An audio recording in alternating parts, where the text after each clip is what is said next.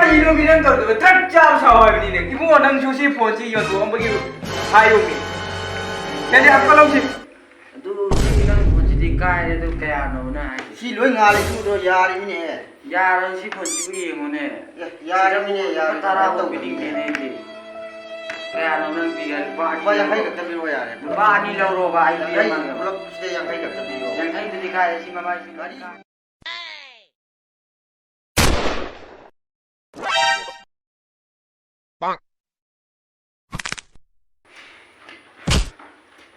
कनाने से ले हाँ शेतम मिसिंग जी करीनो शिकारीनो तलब से थमे छगन से थमे सी करीनो बताओ रिसी वो में तो नहीं है कई तो मुझे उन नहीं हम देखा लाला आगे नोई ने सीधा यूं धोंग में तो रिसी नहीं तो पूछे ने यार नमो नेम तो पुनः कुछ नंग दिहन मंत्रो सी लोन में ला पुरे में आने तो लोन की तो रिसी कुछ महीना टाइम तो पूरा पूरा होना पड़ेगा ये ले इसी आते नहीं पुली जजन धाकल लगन नोई ने सीधा से पुगु नेम तो पुनः कुछ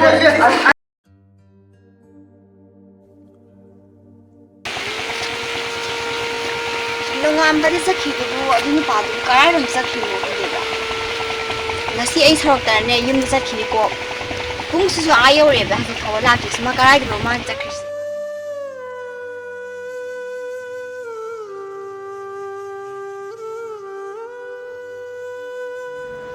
ꯚꯤꯗꯤꯑꯣ ꯃꯇꯦꯛ ꯑꯃꯈꯛ ꯅꯝꯕ ꯆꯠꯂꯨꯕꯅꯤ ꯌꯨꯝꯗꯅ ꯃꯔꯣꯜ ꯑꯃ ꯅꯨꯄꯤꯅ ꯆꯒꯠ ꯆꯒꯠ ꯌꯨꯝꯗꯒ ꯍꯟꯖꯅꯤꯡꯗꯕ ꯖꯥꯠꯅꯤ ꯑꯩꯁꯦ ओए अस चाक आम दे यार चाक पुथोरोय ꯀꯔꯥꯏꯗꯒꯤ ꯆꯥꯛꯅꯣ ꯉꯔꯥꯡ ꯆꯦꯡ ꯂꯩꯇꯦꯅ ꯅꯪ ꯈꯪꯉꯤꯕ ꯅꯠꯇ꯭ꯔꯣ ꯆꯥꯛ ꯊꯣꯡꯅꯕ ꯁꯤꯡꯐꯥꯎ ꯂꯩꯇꯦ असतो डॉक्टर चलमिनरुन में मामी नाबगी वाचाबिन जबिन आं कनु चाक लांबसिदा नानिए नमित्त नत्ते नकोप लाउनरकनी खरा लेरगदे हंब्रा सोरokta ngawra sabam khangde ले लुपी नंग खंगोनते अकोसु ले नोंगमदिने फावरकदोरमे इने मसा खंगनारकदोरमे फाउरे याम फाउरे हजि फाउदबो करी मम्मी पु उद्रे दुगा यूट्यूब कइदौदुरिगे यूट्यूब ने करी काना फंगदुरिगे ꯑꯁ ꯀꯩꯅꯣꯗ ꯊꯣꯏ ꯅꯪꯅ ꯃꯨꯠꯇꯦꯛ ꯋꯥ ꯉꯥꯛꯇ ꯉꯥꯡꯗꯅ ꯅꯪꯁꯦ ꯅꯣꯡꯃꯗꯤꯅꯦ ꯕꯤꯜꯗꯤꯡ ꯃꯊꯛꯇ ꯁꯣꯏꯗꯅ ꯊꯝꯃꯛꯈꯤꯗꯣꯏꯅꯦ हायो थमदुरी याम थमदुरी अदु मथक्तने हाब्रा होरिसे हाब्रा आसियान गुपसन को तुम्बदने हा इसिंग तारे को चिनचेला चले खोय अरे से नुपी चाकु चाद्रे तुम चलो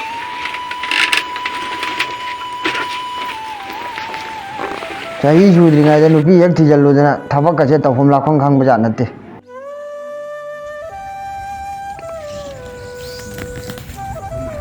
ꯑꯣꯏꯗꯣꯔꯤꯕ꯭ꯔꯣ ꯇꯧꯔꯤꯁꯤ ꯈꯔ ꯉꯟꯅ ꯊꯦꯡꯅꯁꯦꯅ ꯍꯥꯏꯈꯤꯕꯅꯤ ꯃꯇꯝꯁꯦ ꯌꯧꯁꯤꯟꯈ꯭ꯔꯦꯕ ꯍꯧꯖꯤꯛꯐꯥꯎ ꯂꯥꯛꯇ꯭ꯔꯤꯁꯤꯕꯨ ꯐꯣꯟ ꯑꯝꯇ ꯇꯧꯁꯤꯜꯂꯣ भाई फोन से चामक तौरमने भाई फोन से लौकते सक फजबदो ꯑꯩꯈꯣꯏ ꯚꯤꯗꯤꯑꯣꯁꯦ ꯐꯤꯖꯦ ꯆꯨꯝꯗ꯭ꯔꯤ ꯌꯥꯔꯣꯏ ꯐꯥꯎꯔꯣꯏꯌꯦ ꯈꯤꯇꯪ ꯏꯅꯥꯛ ꯈꯨꯟꯕ ꯁꯥꯟꯅꯕ ꯑꯅꯥꯟꯕ ꯗ꯭ꯔꯦꯁ ꯁꯦꯠꯂꯛꯑꯣ ꯍꯥꯏꯅꯤ ꯁꯦꯒꯥꯏ ꯂꯨꯀꯥꯏ ꯁꯦꯠꯂꯒ ꯂꯥꯛꯀꯅꯤ ꯂꯥꯏꯔꯕ ꯁꯥꯟꯅꯕ ꯗ꯭ꯔꯦꯁꯇꯣ ꯑꯃꯟꯕ ꯁꯦꯠꯂꯛꯑꯣ ꯍꯥꯏꯅꯤ ꯁꯣꯁꯤꯌꯦꯜ ꯋꯥꯔꯀꯔ ꯁꯥꯗꯅ ꯂꯥꯛꯀꯅꯤ ꯁꯤ ꯀꯃꯥꯏꯅ ꯐꯥꯎꯗꯣꯏꯅꯣ ꯑꯁ ꯂꯨꯄꯥ 10 ꯀꯨꯟꯇ ꯄꯨꯔꯛꯀꯦ ꯇꯧꯕꯅꯤ ꯅꯨꯄꯤꯅ ꯂꯣꯠꯆꯟꯈ꯭ꯔꯕ ꯈꯪꯗꯦ ꯊꯤꯕꯒ ꯑꯝꯇ ꯐꯪꯗꯦꯗ ꯂꯥꯛꯑꯦ ꯑꯣꯖꯥ ꯑꯩꯈꯣꯏ ꯂꯥꯛꯑꯦ ꯌꯧꯁꯜꯂꯛꯑꯦ ꯂꯥꯛꯑꯦ ꯑꯩꯈꯣꯏ ꯃꯌꯥꯝ ꯄꯨꯂꯞ ꯌꯧꯕꯤꯔꯛꯑꯃꯤꯅꯦ ꯁꯤꯗꯤ ꯌꯥꯗꯕ ꯑꯃ ꯌꯥꯎꯗꯅꯅꯤ ꯅꯣꯏꯅ ꯃꯔꯣꯜ ꯑꯃ ꯐꯣꯟꯁꯤ ꯄꯪꯇꯧꯗ ꯇꯧꯁꯤꯜꯂꯛꯏ ꯅꯨꯄꯤ ꯃꯃꯥꯡꯗ ꯐꯣꯟꯗꯣ ꯂꯧꯈꯠꯄ ꯌꯥꯗꯤꯌꯦ यारो असु याम थेंगैसि कैनो मी अदुम हाना खिनि नोय लंदसे खर सेमदोक तब यारो लाइक की सिस्टम लेबस नते यूट्यूब मचा ngak तौ जाबे नुमित के आयो ग्रे असम थेंगा दि कमेंट तौनी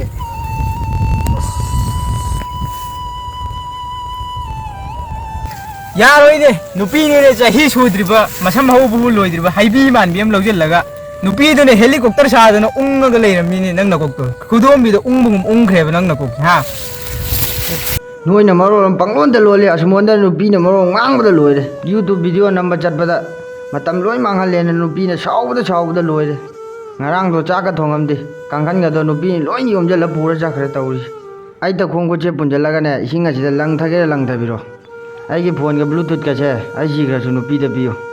ꯅꯪ ꯌꯥꯝ ꯁꯤꯅꯤꯡꯉꯝ ꯅꯠꯇ꯭ꯔꯣ ꯂꯪꯊꯕꯤꯔꯒꯦꯁꯦ ꯅꯐꯤ ꯅꯔꯣꯟꯗꯣ ꯂꯣꯏ ꯂꯧꯊꯣꯛꯑ ꯂꯪꯊꯕꯤꯔꯒꯦꯁꯦ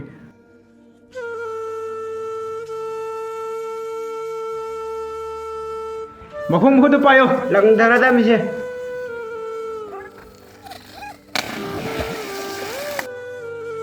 Sige pause ko sige ba khangde sige roi bon amang sat khe dana mathang salak de dapta ne akhoi tawi ba thabak se lek piao da knowledge kitang pi se an taw ban adu ba lekai je kala ya bam de odi film ne khara jan drama ne khara jan kai na gu taw gyan ta adre ba हाइनिम को हाइसन अखोई video से लेप्तन अदुम तौसी नोंगमदि सोयदन ओइरकनी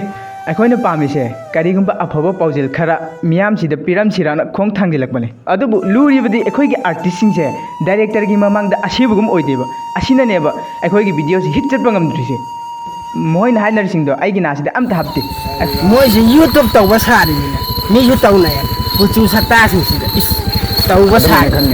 maru mꯈꯣꯏꯒꯤꯁꯦ ꯃꯤꯌꯥꯝꯗ ꯀꯔꯤꯒꯨꯝꯕ ꯄꯥꯎꯖꯦꯜ ꯈꯔꯗꯤ ꯄꯤꯅꯤꯡꯕ ꯃꯥꯜꯂꯦ ꯑꯗꯨꯕꯨ ꯂꯩꯀꯥꯏꯒꯤ ꯋꯥꯆꯣꯏ ꯉꯥꯡꯅꯕꯁꯤꯡꯁꯤꯅ ꯀꯔꯤꯝ ꯀꯊꯥꯏꯅꯕꯁꯤꯗ ꯃꯀꯥ ꯂꯥꯝꯅ ꯇꯧꯕ ꯉꯝꯗ꯭ꯔꯦ ꯃꯈꯣꯏ kai ngang na ngang khara le sta kumam de sa kha chalo ꯇꯧꯁꯤꯜꯂꯣ ꯍꯣꯠꯅ ꯑꯣꯏꯔꯛꯀꯅꯤ ꯅꯣꯡꯃ